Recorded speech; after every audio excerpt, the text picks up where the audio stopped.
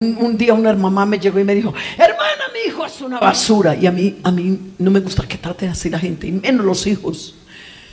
¿Sabes por qué? Porque el Señor no nos entregó nuestros hijos grandes. El Señor nos entregó unos bebés.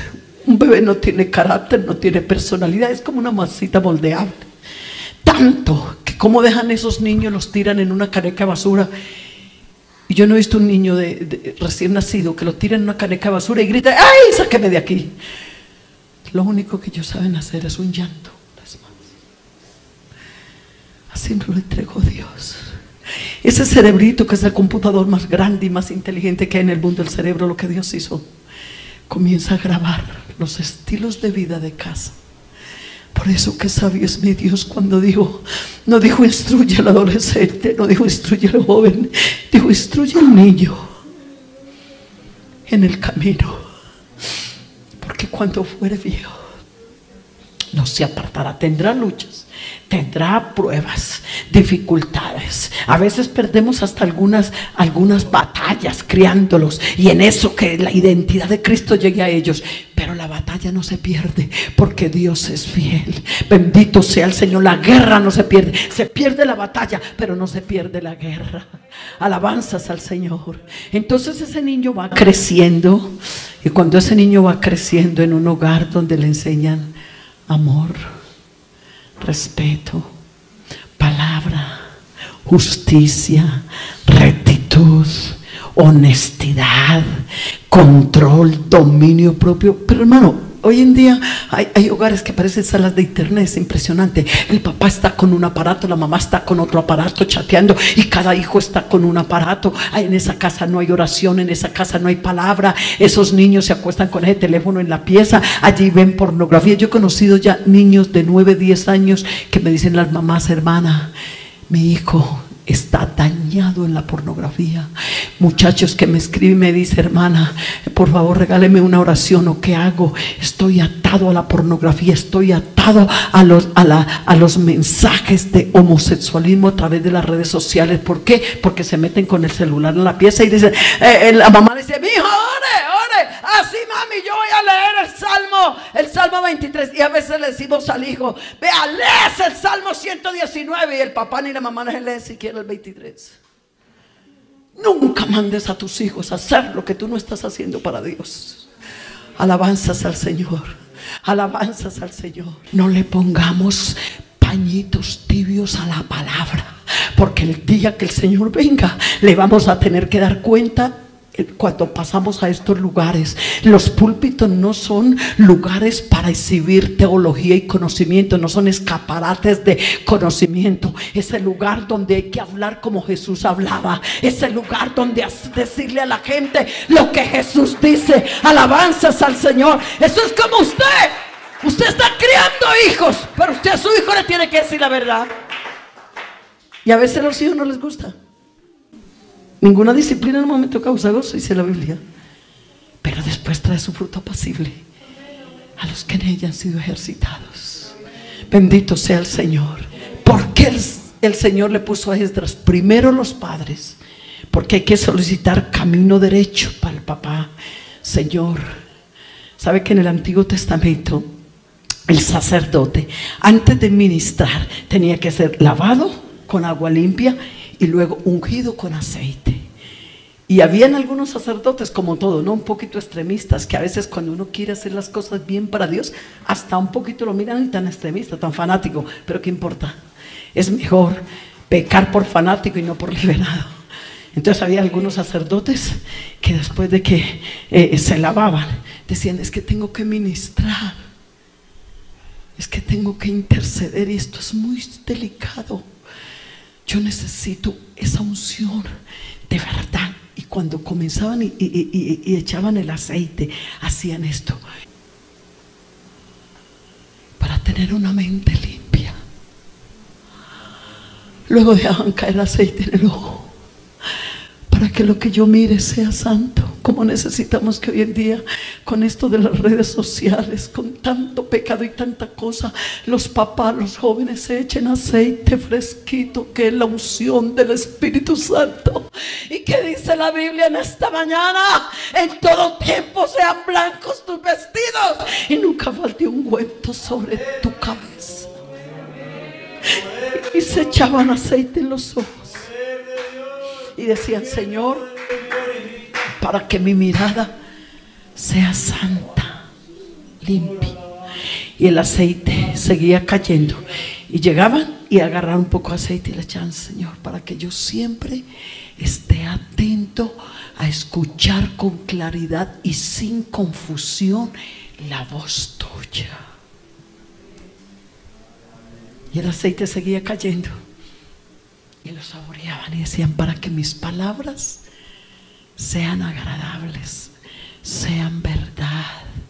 Y el aceite seguía cayendo, y cuando caía al pecho, para que mi corazón siempre tenga sensibilidad ante la presencia de Dios y ante la necesidad de otros. Y también se sobaban los hombros y decían: para que yo aprenda a llevar esas cargas que Dios pone en mis hombros. Y seguía el aceite corriendo, y cuando caía a las rodillas, se sobaban las rodillas y decía: para que cuando yo me arrodille, mi oración suba como la ofrenda de la mañana y como el perfume de la tarde. Caballero, ¿sabía usted que la Biblia dice que usted es el sacerdote de la casa? ¿Sabía usted que la Biblia dice que así como Cristo es la cabeza de la iglesia, usted es la cabeza del hogar, usted es el sacerdote? Yo pregunto esta mañana: ¿cómo estás como cabeza?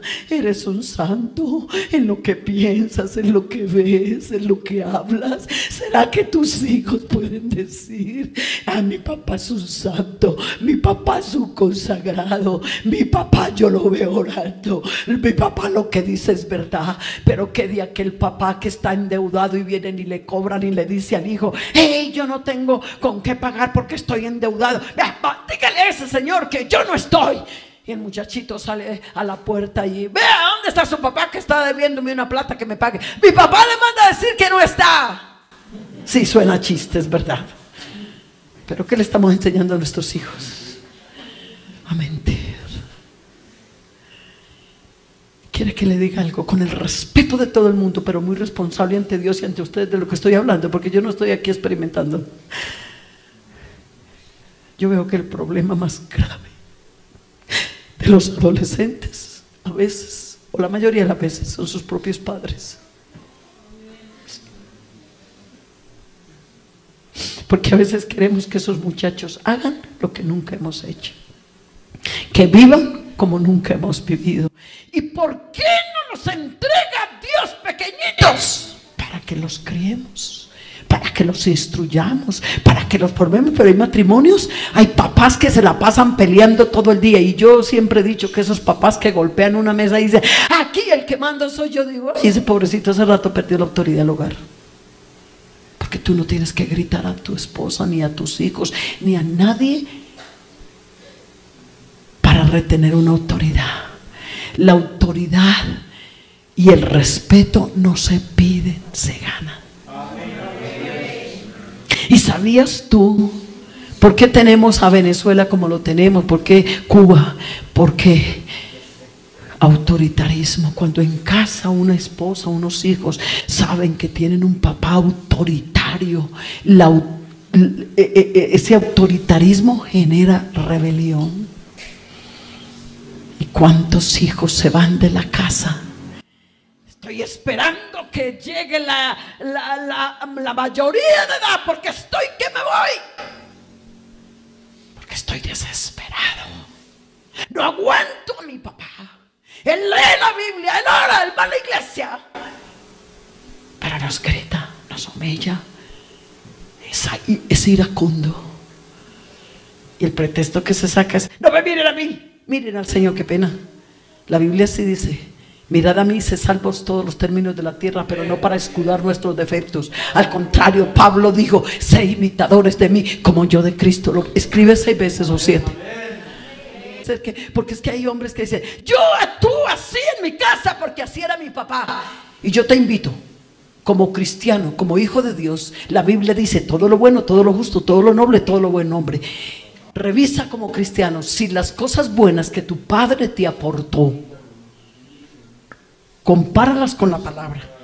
Si son buenas, échale mano, porque quiere decir que lo bueno, lo justo y lo noble. Pero si dentro de esa revisión que tú haces a la crianza, lo digo porque es que esto Dios comenzó conmigo. Había algunas cosas hace años que yo tenía que no eran buenas. Hermana Lumarina, ¿cómo así? Sí. Como respecto a mi hogar, se lo digo. Como respecto a algunos detalles, como con mi esposo y con mis hijos tan pequeños. Y yo oraba.